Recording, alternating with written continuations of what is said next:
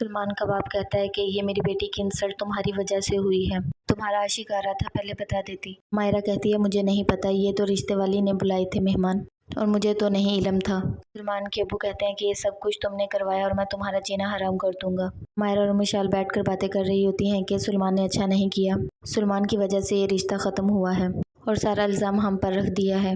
तभी मिशाल की सास आती है और आकर कहती है चलो अपने अपने कमरे में चली जाओ और अंदर जाकर गुस्सा मत दिखाना, शोहरों को अच्छा नहीं लगता। मिशाल चाय बनाकर लाती है तो जान कहता है कि ये सब कुछ तुम्हारी बहन की वजह से हुआ है, तुम्हारी बहन की वजह से हमारी जिंदगियों पर भी असर हो रहा है, कभी सोचा है तुमने?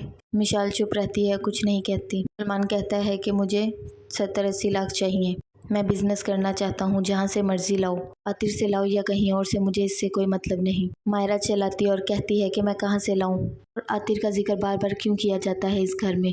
प्रोफेसर मायरा की माँ को कहते हैं कि अब तो बच्चे भी मान गए हैं, फिर आपने क्या सोचा? जिस पर मायरा की माँ कहती है कि मुझे डर लगता है लोगों की बातों से।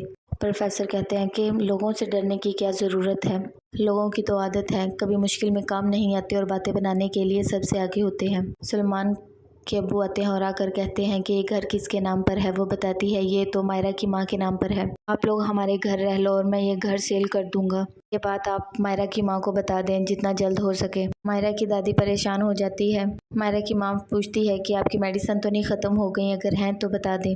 मायरा की माँ अपनी वजह से परेशान होती है और मायरा की दादो उसके ससुर की वजह से। दोनों ही एक दूसरे को कोई परेशानी नहीं बताती अपनी। मायरा के पास उसकी नंद आती है और आकर कहती है कि जो मेरी इंसल्ट हुई है ना आपकी वजह से, ना तो मैं ये भूल सकती हूँ ना ही आपको भूलने दूंगी कभी। फिर मायरा की सास आ जाती है और वो कहती है तुम जाओ, मुझे कोई ज़रूरी बात करनी है। मायरा अपनी सास से कहती है कि मैं जॉब नहीं करना चाहती, आपका बेटा मुझे मजबूर कर रहा है।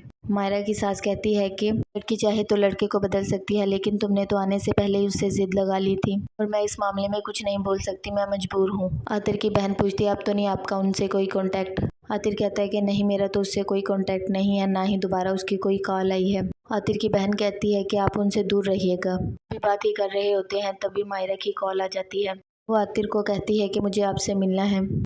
आतिर कहता है कि क्या काम है आपको मुझसे अब? मायरा बताती है कि सलमान चाहता है मैं आपके ऑफिस में जॉब करूं। फिर कहता है ये तो मुमकिन नहीं है। फिर मायरा बताती है सलमान कहता है कि मुझे 70-80 लाख चाहिए। आतिर कहता है कि अब उसे डर नहीं लग रहा मेरे पास भेजते हुए तुम्हें?